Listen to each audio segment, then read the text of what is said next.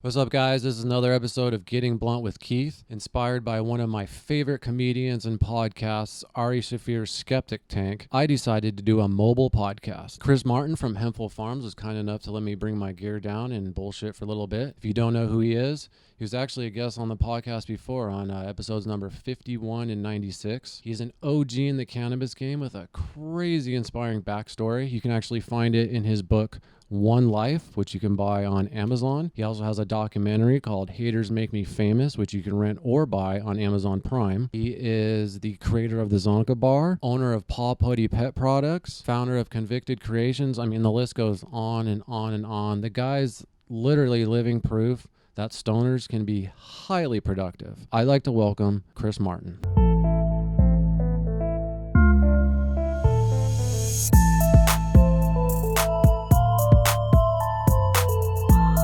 I want to debunk the myth that I hate that is still going on today, and it's just that stigma that cannabis has, that people who use cannabis are fucking lazy and forgetful. And even when my friends joke about it, like if they forget something and they're like, oh, cannabis, I'm like, don't do that. You know what I mean? Only because I hate that stigma still, because I use cannabis all day long. Sure. And I feel like I'm highly productive, and I feel like a lot of people can be, and obviously you are. And as a business owner, I think it's very inspiring and stuff. So I just thought we'd talk about that a little bit. I agree with you, man. I want that stigma to go away too. The old stoner chat and talk kind of pissed me off when I was a kid. As a kid playing sports, it was kind of the elephant in the room. You couldn't be both. You know, I was the guy that hung out with the long-haired guys at school, but then went and threw a football with the jocks. Stoned. I was stoned every day at practice. I fucking forgot about that, dude. Back in high school, yeah, the stoners and the jocks were separate. Right? Yeah, they were separate. I always felt like I was that bridge gapper because I hung with both crowds. I was the stoner guy that only went to school to play football, but then I'd go out on the field and throw 3 touchdowns. So. Yeah, I was the guy that sold the weed to everybody. Yeah, so we need you too. Yeah. Just really quick, this is my first mobile podcast, so I'm just waiting for something to go wrong. So if I'm always looking off over here or at this machine down here, it's because I'm just making sure we're still recording. I'm not like disengaged with the perfect. No worries. Or anything. So I figured it was because you smelled something burning in back. No. So what is it like being a business owner these days, especially in the cannabis world? Man, that question evolves every year that I get asked it. You know, nowadays it's a tough market. If you're not part of a big corporate conglomerate, it's really tough. It seems there's always 2 sets of rules. There always has been. And now it just feels like if you're not on the inside or the in crowd with the big corporation, the small guys like me with the record in their background really kind of get stamped out. I feel like we were the ones that a lot of people rode our shirt tails or shoulders into the darkness, seeing us fight and battle to get these laws changed, and then once they change, take full advantage of the fact that there's a lot more money behind them and corporate push. I just don't have that. I love being in business mainly because of the people. I see the good people every day that I get to help and take care of. But some of the way things are structured in our state, it's just a lot different than I wanted. I screamed about where it was going to go on some other podcasts that we've talked about. And I hate being the I told you so guy, man. I want to be wrong more than anybody. But when you see it coming, it makes it tough. So honestly, my business, we do good because of the great people and the relationships we've developed here. But as a business, it makes you wonder. It makes you think, what are some other options? Could we be more productive in states that are a little bit more supportive? It's just a lot different than what I thought, at least in my outcome.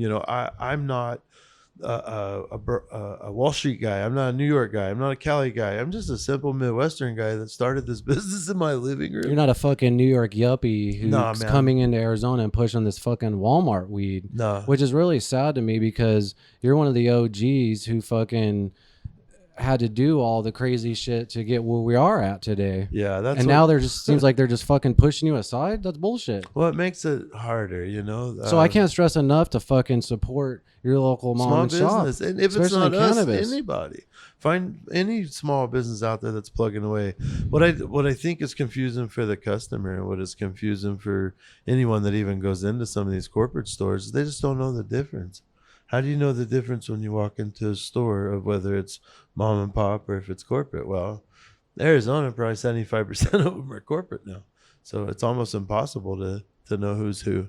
You just gotta ask. You just gotta It feels really like ask. there's only a 2 to 3 dispensaries that are buying everything out now. That's very true, and it's just a matter of time before they're all bought up. And we're limited in this state with licenses, so we don't have it like Oklahoma that's unlimited, where you can just start a business if you've got a little bit of money and a brand, an LLC. And we've talked about states like that just because they're kind of where we were a lot of years ago, minus all the restriction.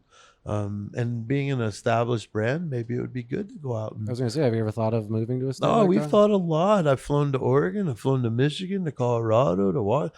I've been all over just checking our options. I mean, I couldn't leave for 11 years due to all my felonies in the raid.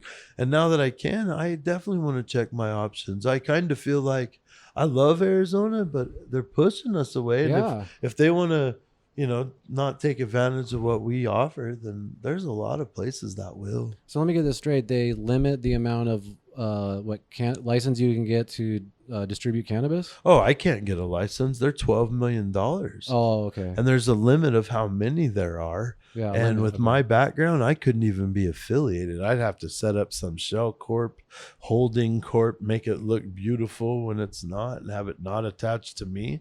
I mean, most dispensaries don't even want to carry my product because of my background, or at least what I'm being told. It's because of my background. And I thought that's what reform was built on, was backgrounds. Things happen, we fix it, we move forward. We paid our penance. I did my sentence. I did my time. I paid all my dues. I don't want to get sentenced again. And that's what it feels like. Every time I don't even qualify for expungement because I got caught with too much. What? So if you get caught with over an ounce, you can't apply for expungement? Over an ounce? Over That's an it? ounce. You gotta be kidding me. Who went to prison for an ounce? Who got a bunch of felonies for an ounce? Most of the time they throw it in the trash or give you a ticket or probation maybe. But yeah, I mean, if you're a real felon that got busted with a couple pounds from growing, and I'm not saying real felon, I don't want to knock anybody who's got felonies because all of you went through bullshit and it sucks. But in order for this equity to work for people, it has to actually have social equity involved. It doesn't mention people of color. It doesn't mention anything like that. And all it says is it's got some other steps in there, but when you read it, it makes it sound like no one's going to qualify on purpose. And so you can't even qualify for expungement. I don't qualify for expungement whatsoever.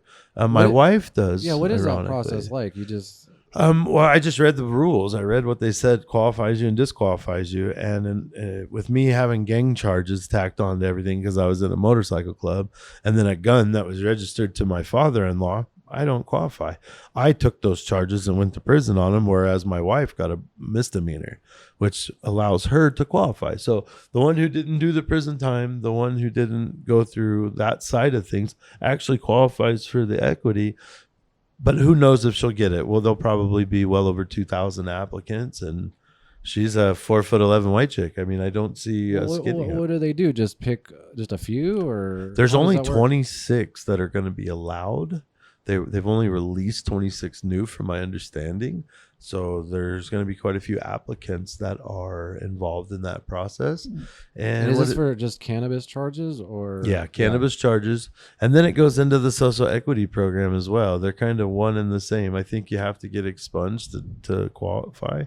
Who knows? The rules seem to kind of be wishy-washy as you go into it. Social equity, that's another weird setup. The rules were developed to be published by a certain amount of time, but no one was really prepared for it. So the last 6 months has been gangbusters to try to get these rules done.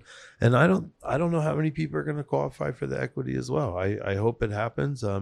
It just sounds like a trap. It sounds like you're going to get 49%, but the dispense, like with me, I've had a couple places that have reached out on the social equity side and talked about it, but they don't want us to operate it. They don't want us to have our brands involved. They'd rather just cut us a check at the end of the month and take their percents or buy us out. So to me, it's not really a social equity situation. It sounds like a way for the other license holders to get a leg up. And, if that's the case, I'm not a part of it. I don't want to be a part of it. Yeah. I'd like to apply to see the process and see if we even qualify. But is this something that they do every year? They'll take X amount. This is new. This is brand all new, yeah. brand new.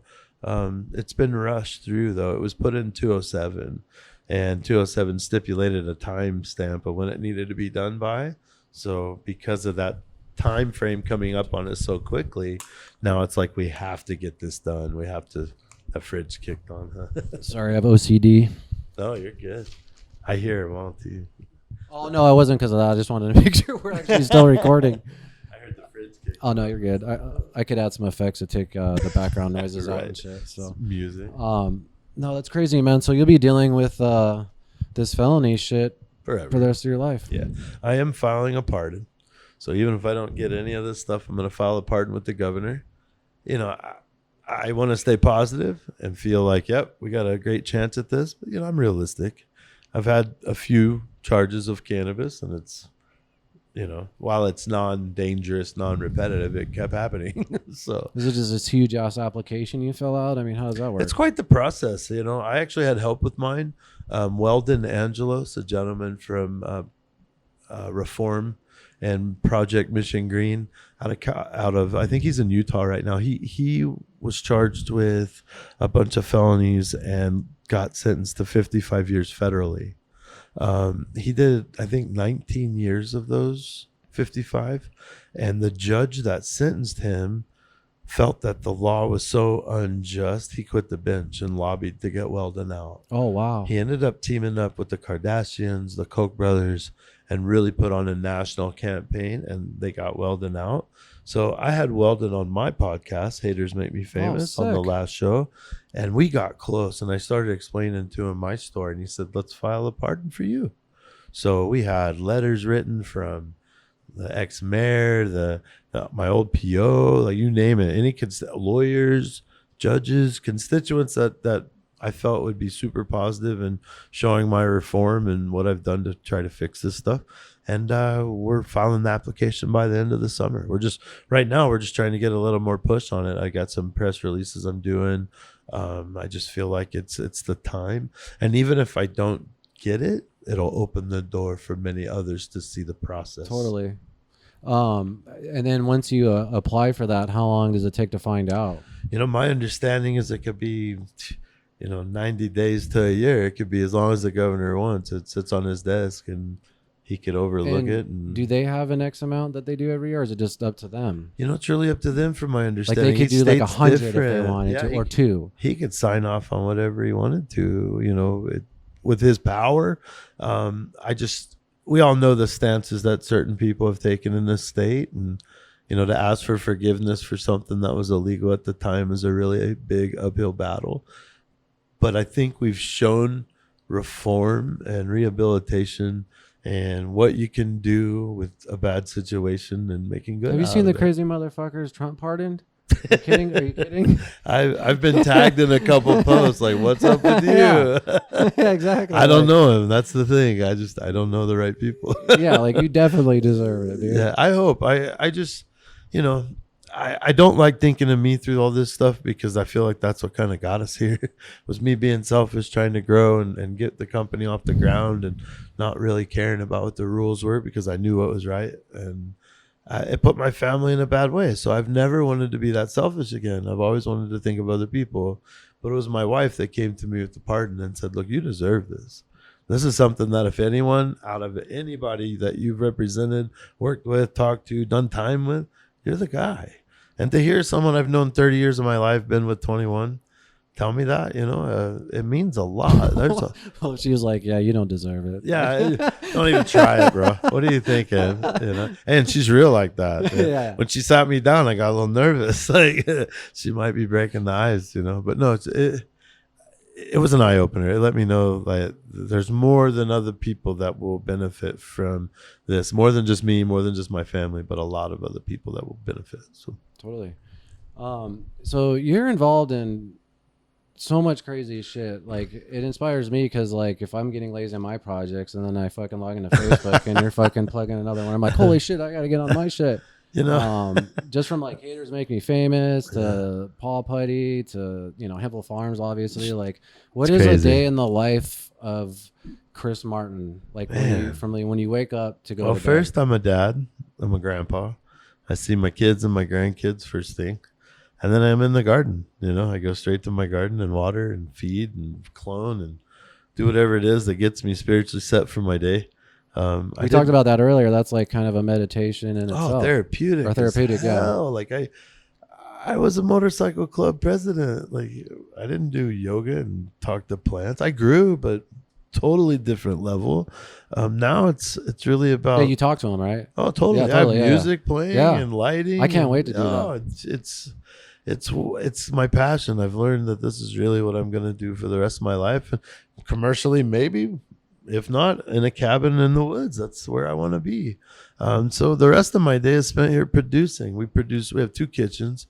We have Hempful Farms in Phoenix that produces all of our CBD line, including Paul Putty, weedless, and everything else. And then we have a Zonka kitchen, our cannabis kitchen that we lease out of Nirvana in Tempe. So do you have employees that make these products? We do. Oh, okay. I'm here all day at Hempful. My wife's at Tempe all day doing the chocolate. So we're both hands-on. It's not like we don't have an involvement. We have staff. We have a great team of staff that does everything. We just feel really connected with not only the staff, but the patient. And, we haven't removed ourselves far enough from the company to cut that part of the business out because we feel like that's how we got here. Well, that's what I love about it is that you're always here in it. Like Absolutely. Every time I call you or, whatever, you're always making something or, working on a product line. Some people tell me I'm nuts and I should just, get a hobby and let other people do this. But that's what I'm an integrity guy. When I go back to the beginning and when I was saying like as far as like what it takes to be a business owner, I mean, do you have to be a little crazy? I feel you do to be successful. Yeah. I've been a part of companies and worked for people that didn't have that same mentality, and I saw where we went. Totally. And for me, it's bigger than me. This is legacy. This is about, when my grandkids and great grandkids Google my name or pull me up, they're going to see radio, they're going to see TV, they're going to see video, they're going to see all this stuff about my raid and all the things that were negative, and I'm trying to flip that script. I want to outweigh all that negative stuff by putting out so much better content, doing so much better on all levels. And I feel like the only way I can do that is through me.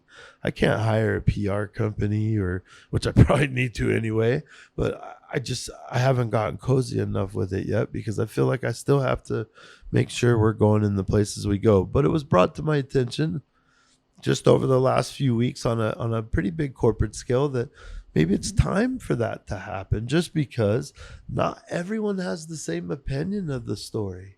And not everyone has the same opinion of a guy getting rated and coming back and doing well. Not everyone supports that stuff. And the people who make some of the bigger decisions are the ones that matter. And not to me, but when we're trying to move my company along, it's really held us back in some areas, You mean because you're doing too much? I think because of who I am. I'm a guy that... Oh, because of the background. Yeah, I was a biker.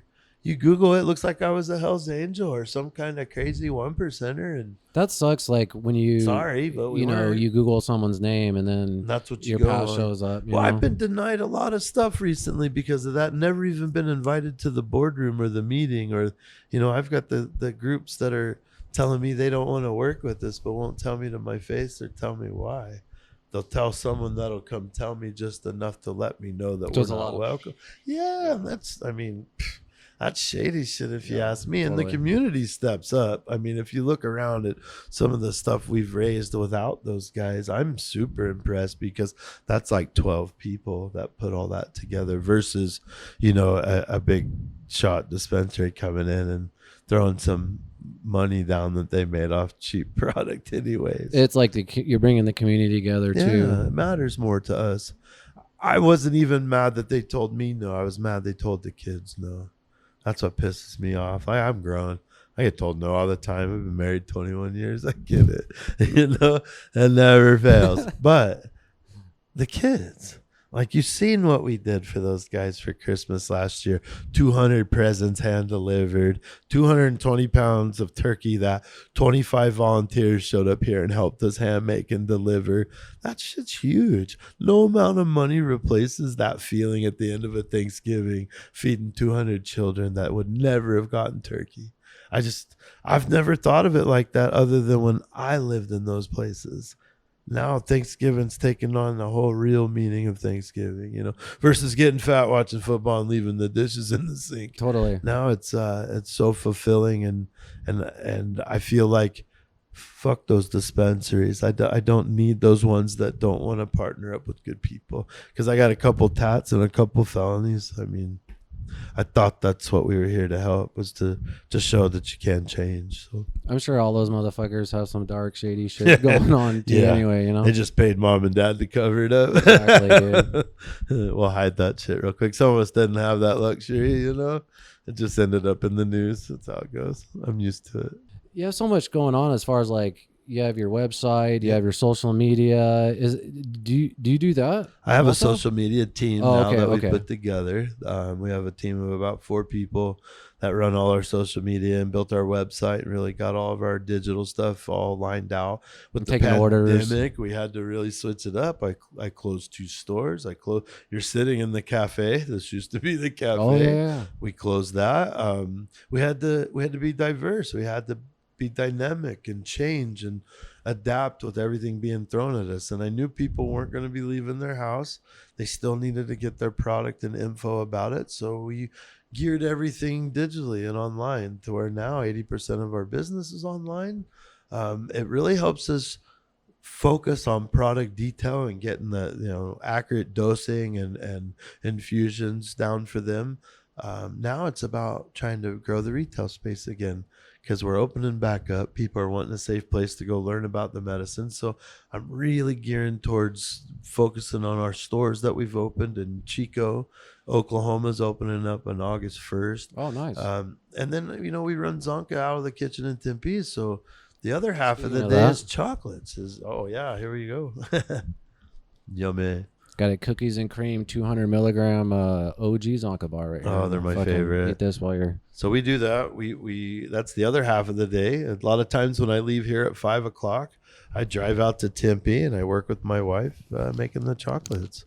So it's really one of those family businesses for one, but every single day we're doing something. We try to take Sundays off. We say Sunday's family day, where we make sure our kids get barbecue and pool time and hang out and do it. You gotta have a day of just unwinding and just chilling with the family and shit. You need it. You gotta recharge. And families gotta know that you're not all about work all the time. You can burn yourself out real quick. Oh yeah. The other part of our day, really, in the week, is the nonprofit. We spend a lot of time with the nonprofit. Every month we write inmates. We put money on their books. We're selling their artwork on my wall out here in the shop. There we go. Craftsmanship. So each one is let's see, 20, 40, 60. Is each one a certain amount? I believe that's the 200 milligrams. So there'd be 40. 40, yeah. Yep, there'd be 40 a chunk. I'm gonna eat the whole thing. I was just curious. Yeah, I would too. And then tomorrow, tell me how well you were sleeping.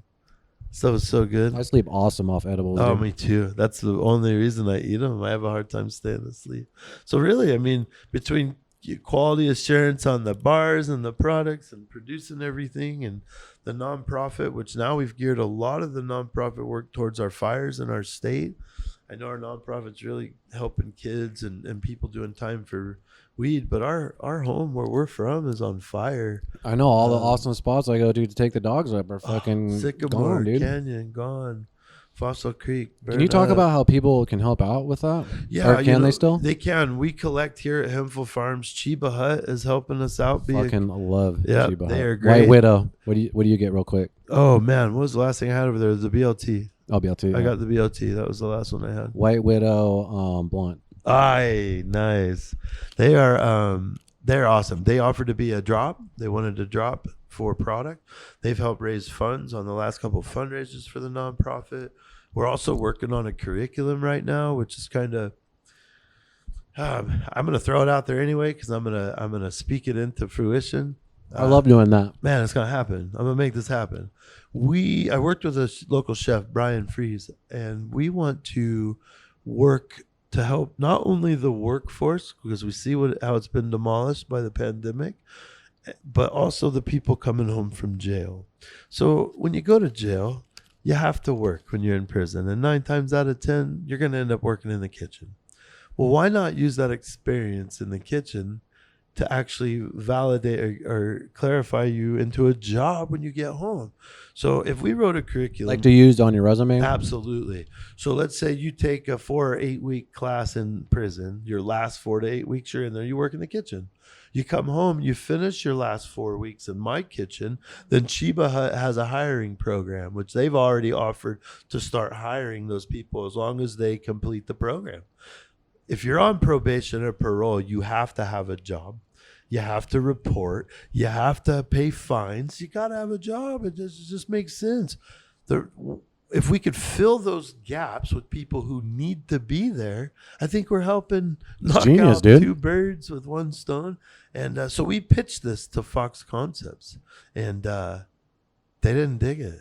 They weren't down with it. I think the fact that maybe a bunch of felons getting into the wrong pool was pissing them off. Right? They should look at it as you're seeing something that you wish you had when you were getting out of it, right? Don't you wish you had that? Absolutely. So that's where those ideas come from. That's where those ideas come from, right? Yeah. You lose hope and things change for you. Stuff like that. Well, isn't it hard as fuck to get a job anyway? Oh my God. As a felon? Yeah, so you're obviously, that was a dumb question, but you're helping them, with that opportunity. And we're kind of fixing that stigma, showing that some of those people are going to be a little bit harder working because we have to report. The whole 11 years I was on parole and probation and paper, I had to call someone every month. I had to show up. I had to pay fines. I had to go to classes. I had to do all this stuff to jump through hoops. This will just be a program that allows them to afford it all. They could come through this program while making money, while paying for their family and their fines and fees, still reporting and showing they have work. Now they're employed. If these more businesses see that this program is a success and works, they're going to be more apt to get involved and allow their kitchens to be training places. So, did they give you a reason why not? No, they didn't. They just, I wasn't at the meeting. Brian was at the meeting, and he said we got some pretty decent negative pushback on it, and it just felt like we were touching on a subject that nobody really wanted to touch on. And it's the elephant in the room kind of conversation again that we're so good at bringing up.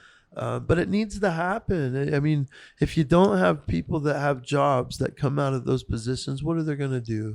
They're going to reoffend. They got to pay for, whether it be a habit, whether it be for rent, whether it be whatever. You need money. You've got to survive. I just feel like I know what it's like for some of those people that are coming home from jail and they don't have a resource or don't know what it's like. You get scared and you tend to fuck up in there more. Like, I might just punch a cop and stay a while. Then I don't have to worry about the stress. Because you're just so used to it. Yeah. I know a guy who did 22 years and honestly, he was so afraid to come home. He got in a fight. Cost him 5 more years of his life. And honestly, he was happy about it. And it was mind blowing to me, but I haven't done 22 years. Well, I think of it like the end of Shawshank Redemption when that dude gets released and he's working at the grocery store and he realizes life ain't what you thought. Yeah, all your buddies are back in there and they were real. They were real buddies. And honestly, it's that structure. It's that programming. It's that guaranteed hot meal. He was in there for like his whole life. Yeah, that's all you know at that point. And I don't want people to feel like that's the end because we're going to get them all out. Everyone doing time for pot is going to come home eventually. There's no way in the world that this facade's going to hold up forever and they're going to die in there. We're going to let them out. But what are we going to do with them? 28 years later, they need work. They got to do something. Most of them know how to pour porridge and make stew. And yeah. You know what I mean? Then let's utilize that and show them a little bit more how to make a cinnamon roll, how to bake, how to learn a trade and a skill that's going to carry them on and not have them looking over their shoulder about what if there is no what if. No what if, because you're going that way. You're going forward. So they actually have a path. Yeah, and I think when you fill that gap, and look, how many times you gone out to eat recently and you can't even get sacked because they're understaffed? You do, your food's cold.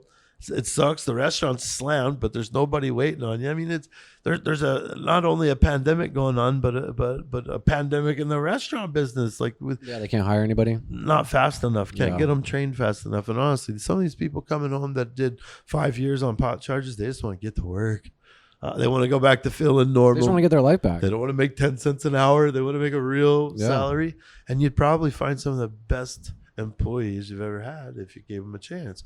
And I think the only way we do that is by killing the stigma. Get it normal. Show it to where this is a normal program. These are normal guys. They shouldn't have been there in the fucking first place. Exactly. And I think this is the way to do it.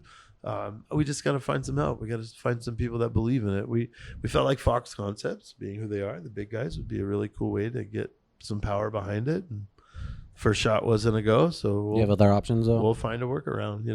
We don't have anything right up front. We've got some ideas. We brainstorm a lot, and see what we can do. But it's really platforms like this, getting it out there and hearing people hear it, and someone go, "What an idea! Let's jump on board." So, we'll keep more information on the website zonkamiles.org with the nonprofit, so you can keep up to date. Yeah, I don't know if did we mention where you could drop off stuff? Or? Yeah, you can come here, 1756 West Bell Road, on top of, along with Chiba Hut out in Tempe. And then I believe Tom's Palms is doing some collecting of clothing and water and food.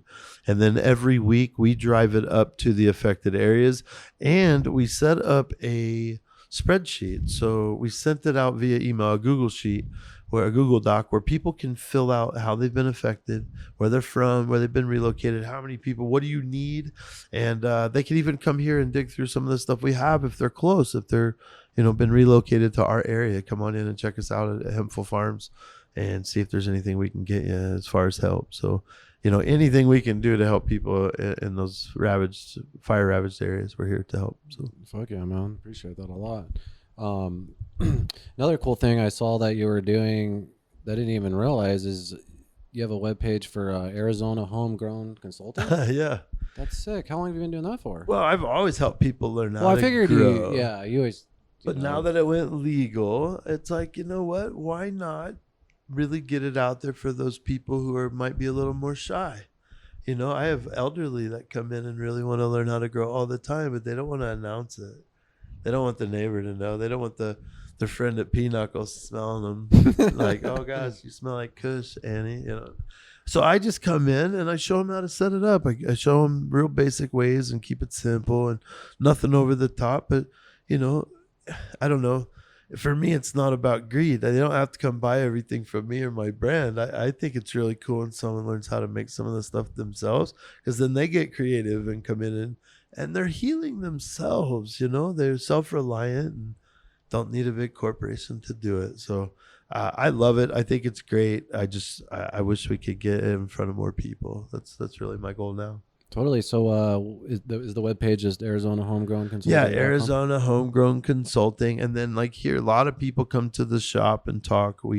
I have knowledge on clones and seeds and stuff like that. And then all the processes through. But we sell products. We sell soil and nutrients and things like that. You sell seeds here? I have been. I don't announce it because, the lawyers frown upon it. Edit it out. Lawyers say that's not the best idea, but me, and I'm not. I'm kind of ignorant with the laws on seeds. For some reason, I thought you could order those. It's crazy. You can order them, and certain people get busted, and other people don't. But my lawyer tells me absolutely not. Do not sell them, and that's probably because of me and who I am.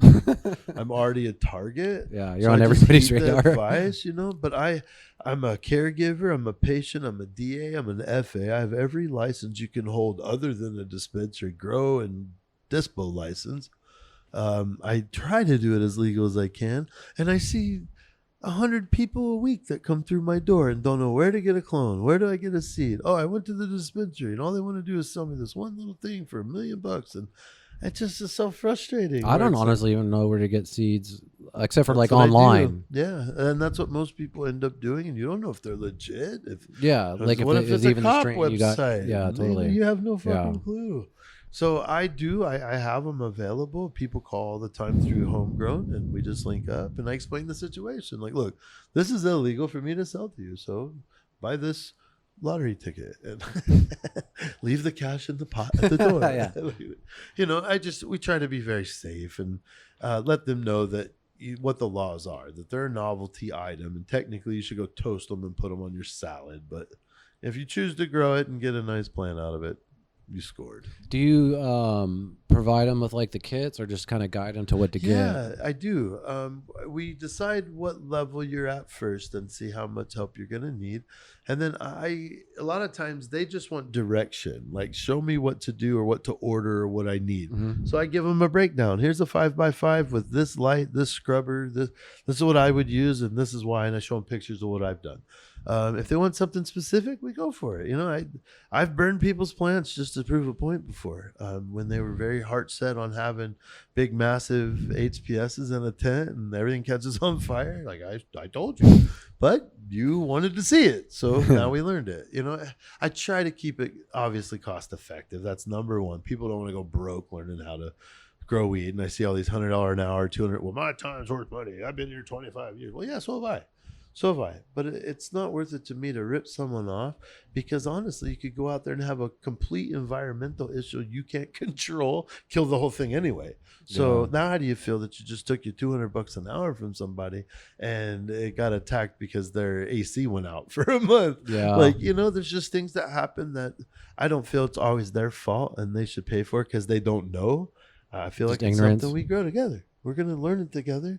And nothing better than when someone sends you pictures of their finished grow that they did themselves. Some dude in his 70s. And they're stoked. They're so, look at it. Check out the notes on that bitch. And I'm like, check this guy out. I love him. I love when I see the older dudes out, like, or the older ladies even at the dispensary, you know? Oh my goodness. And you would never would think. I have little hat wearing, floral dress wearing ladies that come in and will pop out their phone and show you their gardens.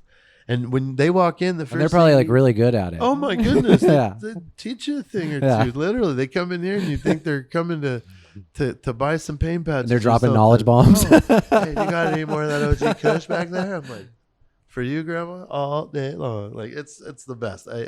It makes it worth it. It makes it's that cliche shit again. But you don't work a day in your life when you love what you do. Totally. Man, that's why I don't leave. That's why I don't get away from my business, because I really love it. Well, I think exactly. I think you just said something that proves my point again earlier to what makes a great business owner is you just have to kind of absolutely love what you're doing. I would suggest that. I mean, I was a chef 26 years, and I really thought I loved that until my knees hurt, my back hurt. I was gone every weekend and night. And being holiday. a chef's fucking rough, huh? Brutal, man. It's why I'm beat up now and don't want to do it half the time. But you're able to take that knowledge and implement it into here. this, yeah. It's really why we're here. I mean, I'm sure a lot of people would come in and say I run my place a lot like a restaurant. You know what? Speaking of restaurants, before I forget about this, only because it's literally walking distance. I walk by this every single day with Fabius, but do you have a collaboration with the Clarendon Hotel? We're working on something. Oh, okay. I was like, fuck yeah. Yeah, so I met up with Derek Upton. We chatted. We realized, other than 10 years difference in age, we come from a lot of the same background. And you learn in this industry and community that a lot of the like minds end up linking together for that purpose, whether it be good, bad, or indifferent. I'm not here to say, but the like minds always come together. And we met up. We had some really great conversations. He's actually leasing my kitchen right now to come over and do some work so they can prep. They don't have a huge prep space over there, but they're talking about taking on all our Hempful products in all the rooms, even considering the chocolates for bedside. Are you kidding? No, the Clarendon's turning into the destination hotel in the United States.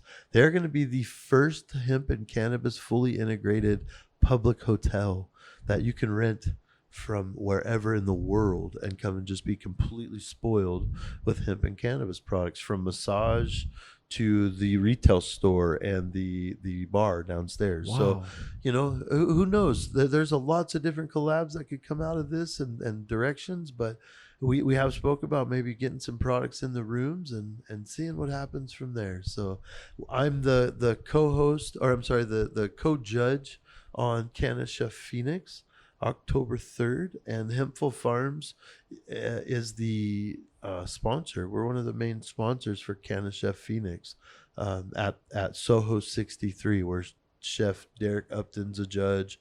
I'm a judge. Cannabis Contessa and Kwai is also a judge. So we've got some really powerful judges that are going to be there, and some great chefs that sound like they're going to come on and take part, competing in edibles, competing in main course, center of the plate, entree. Is this something you can only watch live, or is it? No, you can buy tickets. It's a show, Come down to Soho 63. Look at cannaschefphoenix.com. There's tickets right there. If you're a chef that wants to sign up, I believe they're still taking chefs. Please, cannaschefphoenix.com. Sign up now. And it doesn't matter how many social media followers you have. That's not how they get picked. They're really going to dive in your background and try to get the most competitive chefs we can. You know, it's How does it work? Do they make they make the products and like live in front of the judges and then give it to you guys to test? Or? They do. There's a couple different ones. There's desserts, there's edibles, there's sweets, there's savories, there's cinnamon plates. This sounds like the best job in the world. Man, I've worked my ass off to get to this point where I sit here and get stoned eating everybody else's food, cooking for me. Like, let's go. Fuck. Many nights in the trenches for this. I earned it. You deserve this. I can't wait. No, I look forward to it. We're going to see a lot of the local talent, hopefully some new stuff that we haven't seen before, new people that are going to come out of the woodwork and just Dude, this should be on the fucking Food Network. Absolutely. Where we're working with the Cannabis Food Network. They're one of the sponsors. There's a Cannabis Food There's Network? a Cannabis Food Network. Yeah, absolutely. They're good friends of ours. Check them out on Instagram and Facebook. They're a sponsor. They actually help put this whole thing together, and they're doing a lot of good stuff. They do all the filming. When you see anything filmed in my kitchen coming from Derek, that they bring Cannabis Food Network over, and they set up their film setup and do the whole shoot over here. So there's some neat stuff. We felt like it was high time to just kind of take it to the next level, not just on a fine dining level, not just on the fancier side of things, like on the whole scale, from experience of going into a hotel room to the bar to the— That's next level. I mean, we wanted to where you were just blown away. And the guys, Darren and everyone over at the hotel that's been doing this project way before I got involved are killing it. Yeah. We're just lucky to have a little tiny it's a pretty hip, trendy hotel down there. Oh, I loved it. 4 years ago, we did. Before these guys owned it, we did an event down there. We sponsored up with a couple other local companies when Zonka first was relaunching, and the Clarendon wasn't where it is now, and it was beautiful then with the remodel they were doing. I'm excited to see where it's going to go, because these guys own other hotels. So if this thing takes off the way it sure is projected to do, this is just the tip of the iceberg. I mean, we're talking other states, other countries. It could be really big, and yeah. I love it. My product could be on the shelves in a lot of places. What better way to get people to know who you are other than that? Living in that neighborhood, the rumor is like that's the hub for all the biggest bands in the world to stay when they play there. Wow. So when I'm walking Phoebus by there, I constantly see tour buses and fucking just, trucks with That's awesome. So I'm almost convinced that rumor is true. So sounds like your products will, be in front of a lot of really cool people. Yeah, from all over the world, you know. We're honored to even be considered. Honestly, there's 1,000 companies that could have got chosen. They've worked with several companies before I came along, and they reached out and thought it would be a good idea. So that is a fucking genius We're just idea. happy. We're just happy we could be a part of it. Let me see how long have we been going for. 47 minutes is like another 15, 20. Cool. Okay, Easy. Let's see. If you wanted to be a business owner, you can actually get involved in selling Hempful Farms products wholesale? Absolutely. You can wholesale, you can white label, and we even started an affiliate program. Sick. So we have some affiliates now. All you do is sign up. You get a code, pass your code on. People buy through your code. I'll do that You with the get Bogcast, paid. dude. Super simple. Yeah. Helps bring in some extra little stream of revenue for the companies that get involved. We all network together. We cross promote each other.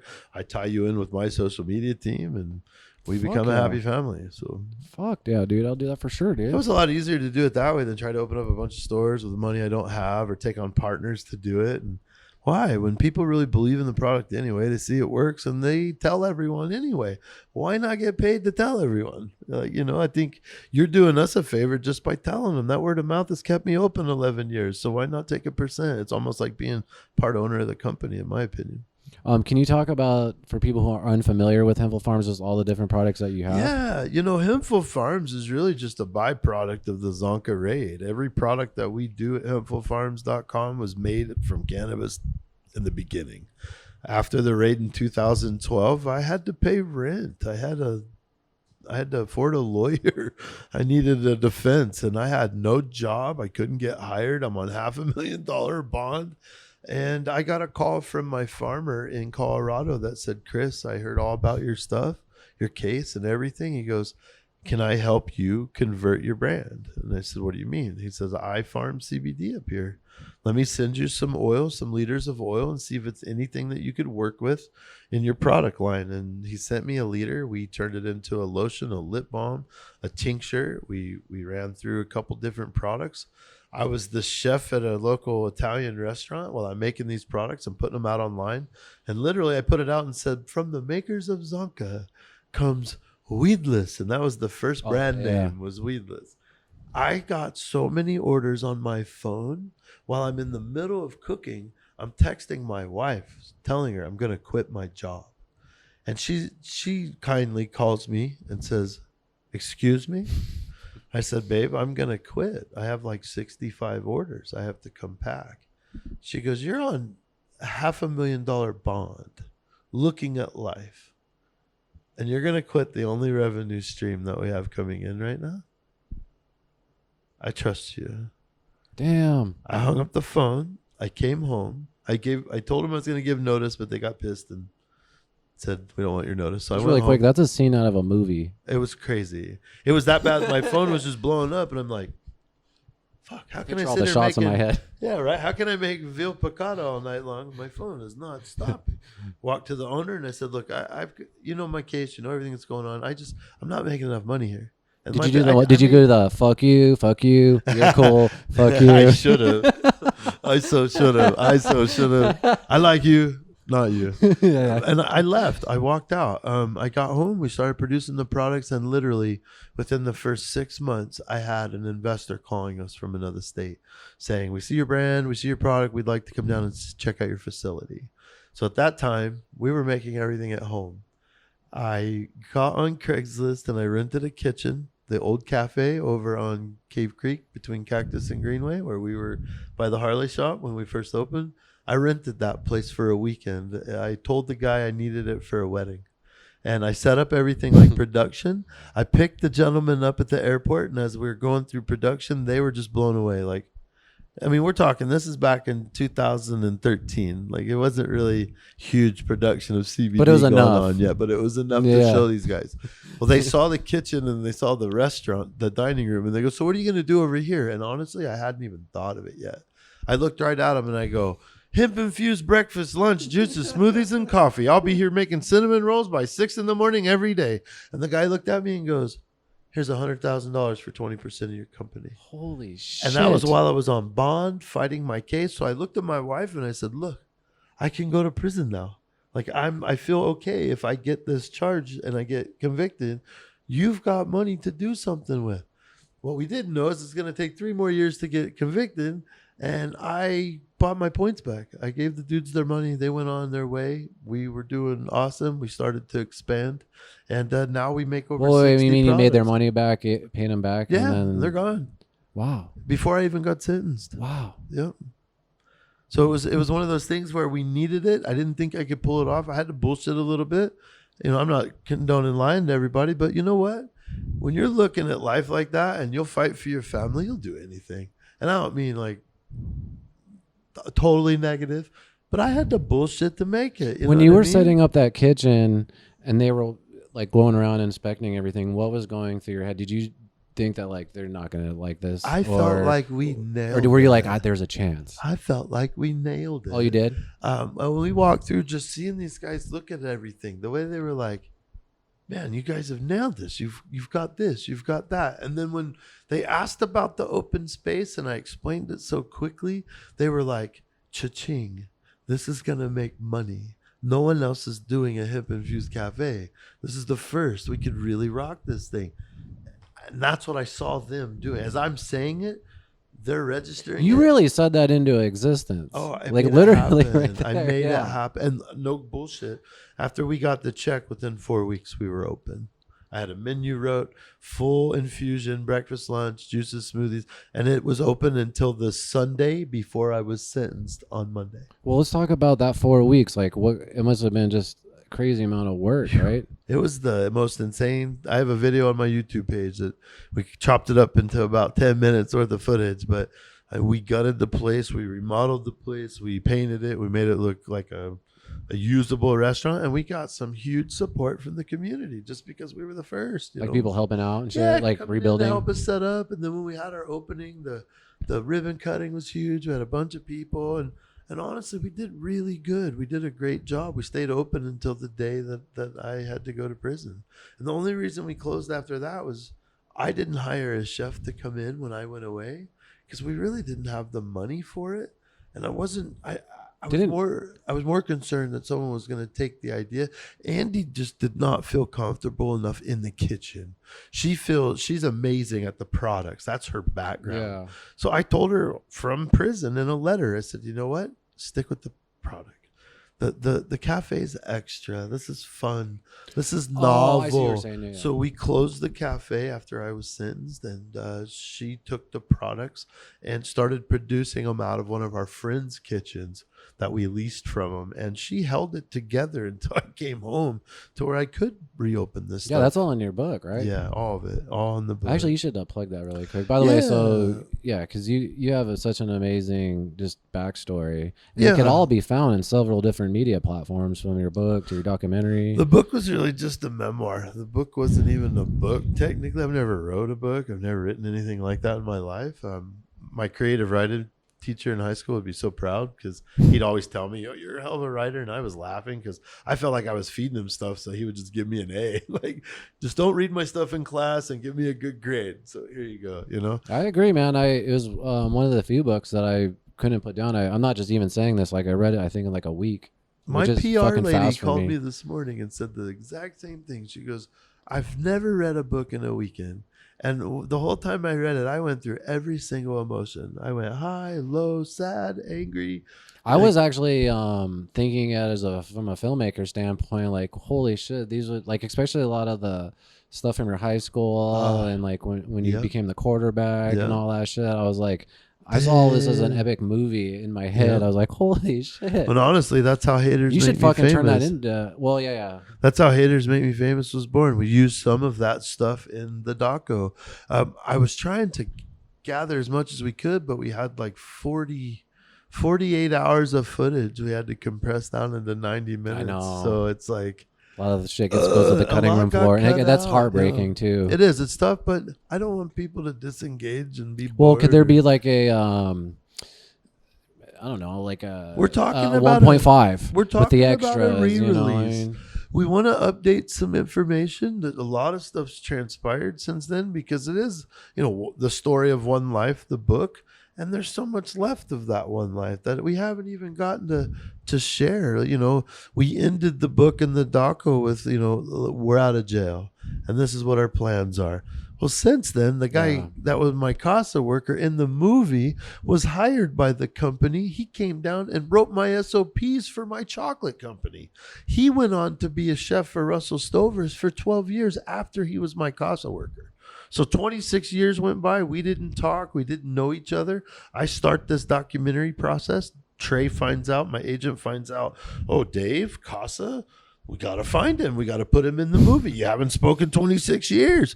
We put Jax, the private investigator, on him. They find him. Come to find out, in our findings, this guy was part of the patenting process for the clear cellophane on the heart that you get at Valentine's Day from Russell Stover's. That was part of his process. That was part of his. Wait, can you say that one more time? He is part of the patent for the cellophane on the heart of the candy box that you buy at Valentine's Day. Are you kidding? That was part of his idea. So I'm sitting here thinking, I'm reading about this and I'm hearing about it. I'm going, are you fucking kidding me? My casa worker, the dude as a kid that I thought was a lame adult that told me stupid blonde jokes that wouldn't leave me alone, now is a chocolatier that I could show how to infuse chocolate, and he could come out here and show me how to write an SOP correctly. So I hired him for a year. He came out, launched my chocolate company, wrote my SOPs for me. I showed him how to put weed in it. And this guy, we're talking straight edge, Catholic, never eaten weed in his life, probably never even smoked it. But he doesn't have a problem with it. No, he's so in love with it. He has edema. He's got some health issues that we showed him how we could help him. And he saw what it did for me in Crohn's. So the guy was totally sold. He was a pharmaceutical drug rep for a long time after Russell Stover's. So he's seen the negative side of what pharma can do. The full circle side of this story is shit I can't make up.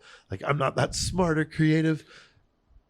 But it happened, and living it is an honor. It's my pleasure and passion to share it with people because I can't make it up. I know I hate saying it, but like sometimes things are just meant to be. It just happens, right? You know, you don't think about it when you're laying on the floor of the hole in prison, thinking you're not ever coming home, but then you get here, and you go, that meant so much more. Well, you know what? Because I've personally experienced just so many fucking lows that when a low does come up, I think like, okay, this is happening for a reason. I try to look at how it's going to affect me a year from now. I'm like, a year from now, I'm going to look back and be like, if that didn't happen, I wouldn't be this person now. You know what I mean? That's a good idea to do. It tries to keep me positive through like the dark shit. You get absorbed so quickly by that negative. Totally. You know, if you keep that positive behavior like that, I got to say, I think that's probably a lot of what our inmates do. You know, they keep that positive outlook. I mean, how else do you survive? How else do you do a 15-year sentence for cannabis other than going, hey, one more day down, one more day closer? Like, I mean, really, once you lose that kind of hope, there is no more forward progress. So that's really the only reason I do all the crazy shit I do, because I feel like if I stop, I'll either die or go back to jail, and I don't want to do either one. So you do all the crazy shit maybe just to stay out of trouble?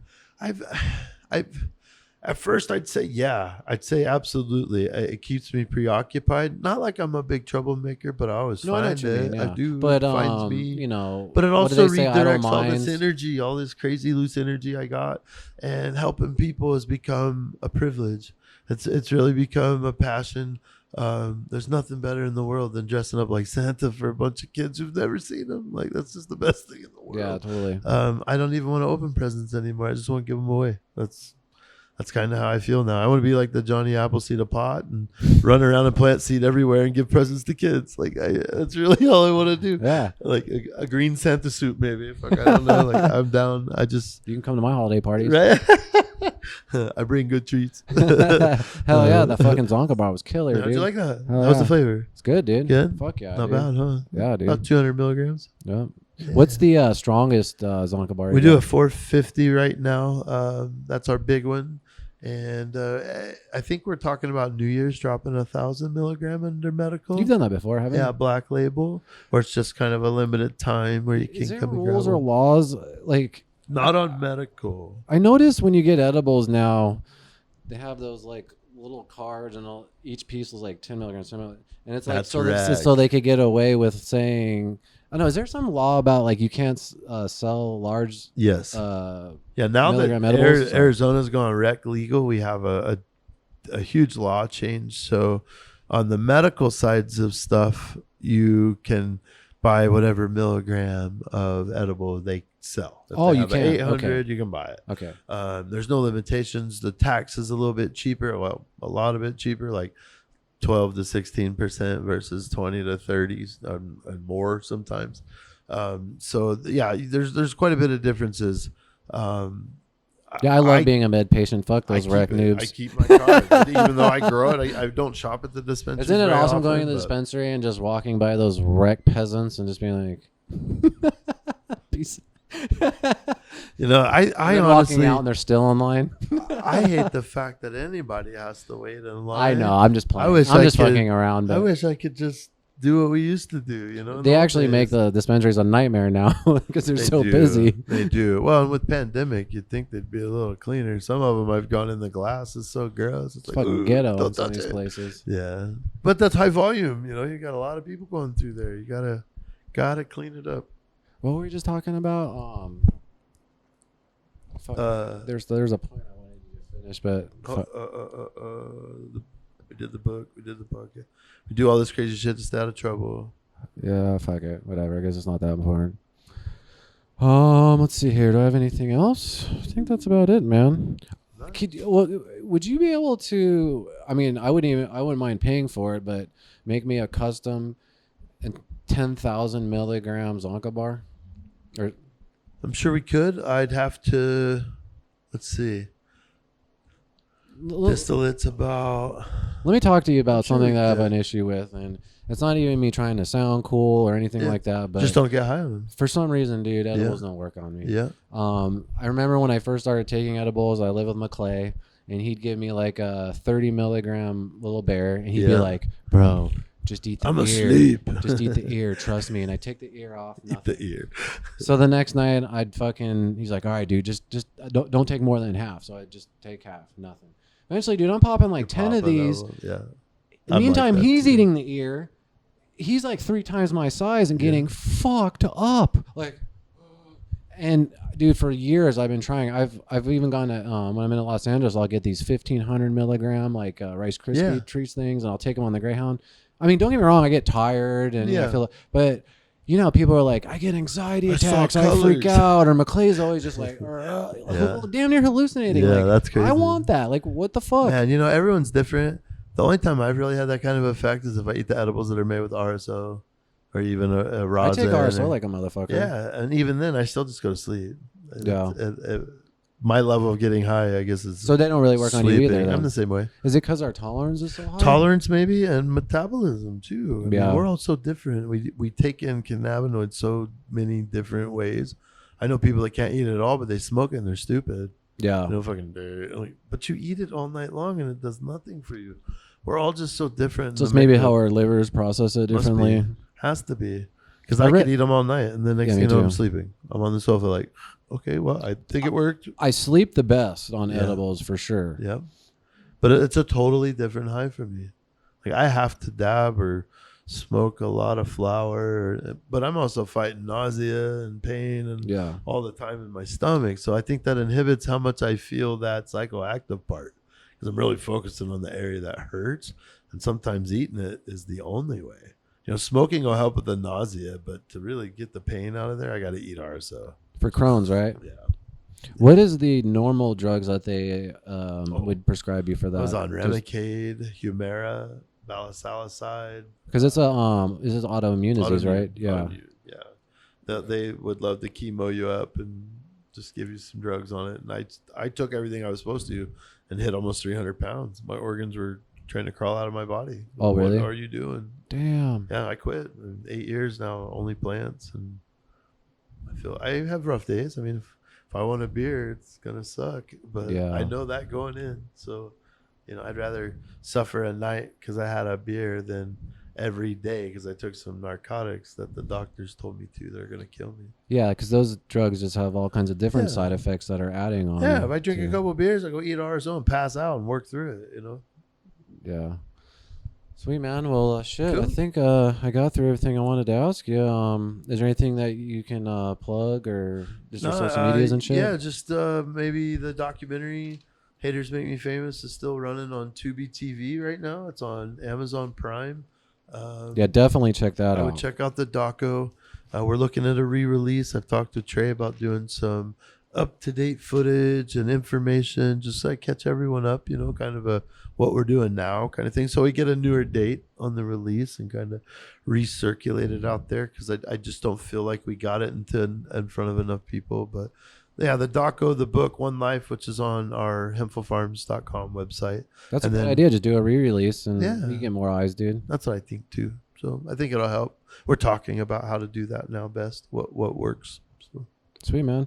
Cool. Yeah, thanks again for joining us. This is another episode of Getting Blunt with Keith. You can also find exclusive, unedited, uncensored content on our Patreon, which is patreon.com/the Bogcast. I don't know if you could just stick around for 5 more minutes. I just have some rapid fire questions I'm going to ask you for our special Patreon members. So. Absolutely. Sweet, man. And make sure you check out Hempful Farms. They got fucking amazing products, especially for your pets.